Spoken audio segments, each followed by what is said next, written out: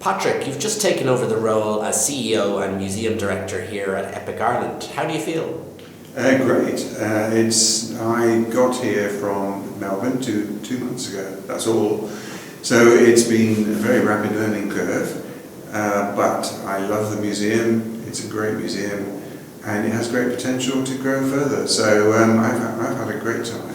And did you know Ireland before, or are you new to Ireland? Well, my father came from County Clare and moved to England in 1935, so I grew up in England, but I had visited Ireland on a number of occasions, and more recently, while EPIC has been developed, each time I've come to Europe, I've made sure I've come to Dublin, and I've provided some advice to Greene, who was the man behind the project, and Neville Isdell, and I have done some training with staff and so on. So I knew the project, and so when I was asked by Mervyn, was I interested in taking over as museum director and CEO, the answer was yes. It didn't require too much persuading.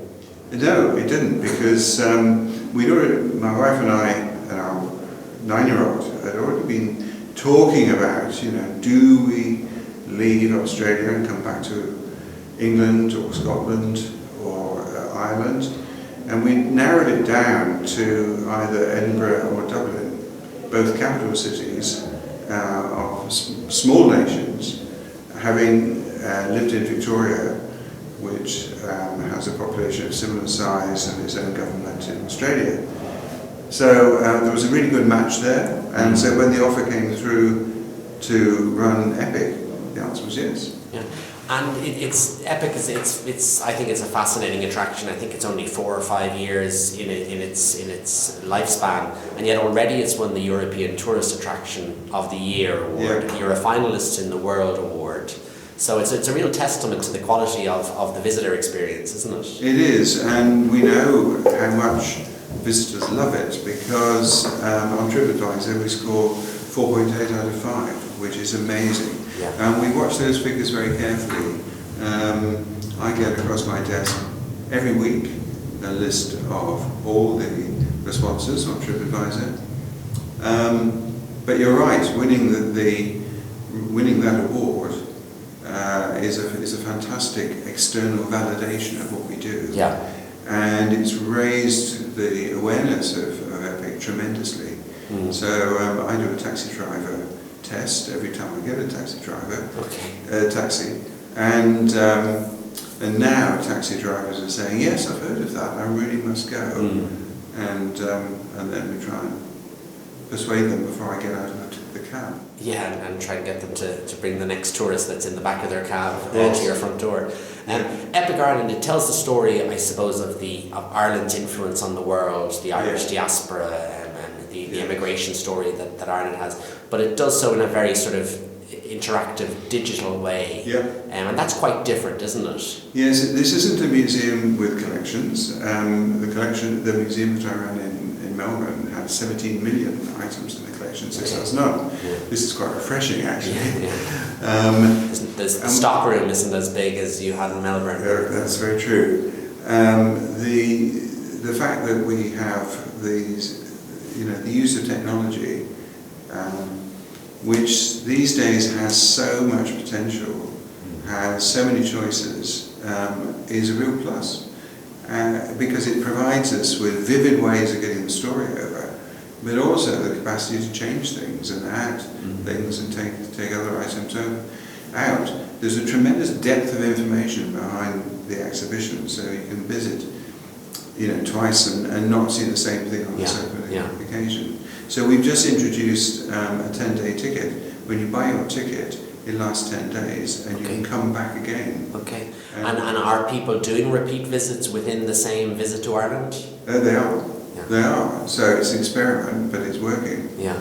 Alongside this digital presentation of history and culture and travel and so on, and personal stories, we have a very lively events program. And what do you make of the attraction sector in Ireland as a whole. I mean, we were both at the Avia conference just last week. Yes. And the variety and quality of the visitor attraction sector in Ireland. What do you make of that? Because you have a lot of international experience to draw on. I have. Well, the first thing to say is the Avia conference was excellent, with excellent papers, really well run, good opportunities for networking, all the things you want out of a conference. Now, since we got here, myself, Julia, my wife, Dominic, my son, have been going around and visiting lots of things. Okay, as a tourist to see what's... As a tourist, as new residents in Dublin. So we've been to the zoo, for example, which is superb. We've been to the Botanic Gardens, which is superb. I've been to the little museum, which is excellent. I've been to Trinity College to the Book Kells. And my son, as we came up into the long room, suddenly said, "Star Wars," because it was used in Star Wars. And he knew that, I didn't. But the quality of the attractions we've been to has been fantastic. So Ireland is up there with the best, in my view. Great, yeah, it's good to hear. I mean, you're starting at a tricky time in many ways for Irish tourism industry as a whole. Brexit is about to be crystallised, demand is beginning to soften. How is EPIC doing this year, and what are you kind of looking at over the next 2 or 3 years? Well, EPIC's doing really well, and the visitation has been on an upward trajectory ever since it opened. So it opened with very modest numbers, increased those above the 100,000 mark, and then this year we're going to get somewhere close to 270,000. Excellent. Which is amazing. Yeah. Amazing. And what markets are they coming from? The American market is very strong. The Irish market has doubled in the past year. And that's always a challenge, of course. In any location, people always have this intention to go without ever actually getting around to doing it. So the fact we're seeing that happening is good. Some of the other markets have been pretty soft. The UK market is soft. It's an important market for us, but there are obvious reasons why that's the case. And I suppose that you've referenced it before, but you can change or you can add to the experience because of the digital technology that you have, and also the building that you're in, the CHQ building, is evolving all the time, and I know there's big plans for the building as well as for EPIC within the building. Well, that's right, and the things like the Jeannie Johnston being moored close to us and with us now, having a role in managing that, means there's a cluster of things that people can do here. As you say, there's EPIC, there's a Jeannie Johnston, there's the building itself, people can have meals here, there are great bars, there's microbrewery, so it moves from being an attraction to a destination. Yeah.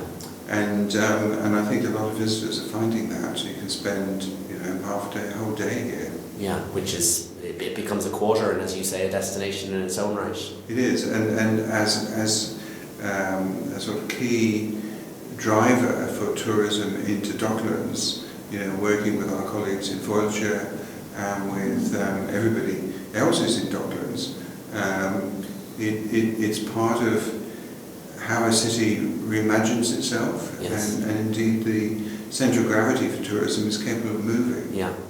How have you found, if you like, the stakeholders within tourism? You're an outsider to a certain extent coming to Ireland, so you wouldn't necessarily have worked with Fáilte Ireland or Tourism Ireland or Dublin City Council before, or even industry colleagues in hotels or attractions or tour operators. How have you found that experience? Well, it's been interesting because in Manchester where I ran the Museum of Science and Industry, I was involved in the Chamber of Commerce and in the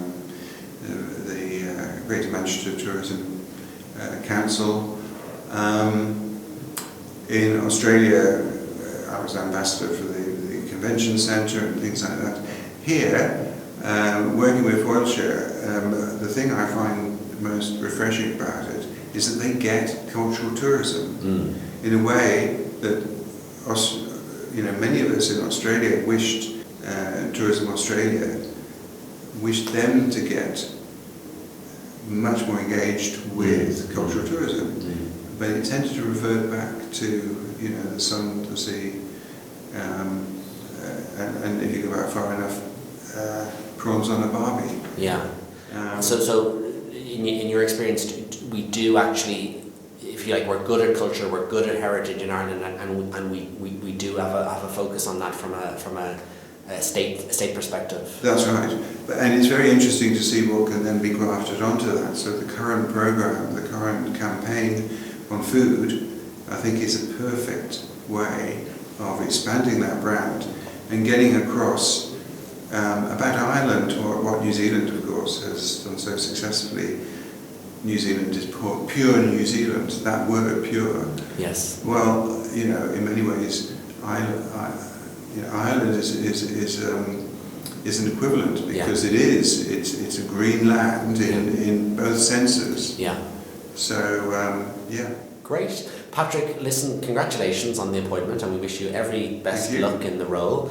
And more importantly, we wish you good luck in, I think it's the end of November, the World Awards, and fingers crossed there's a winner for Ireland. Well, we're hoping that everybody who sees this video quickly gets online, because the voting finishes soon, and votes for Ireland in this international contest. And I can assure you that this video will be watched by millions, so fingers crossed that they adhere to your word. Thank you so much, Patrick. Pleasure.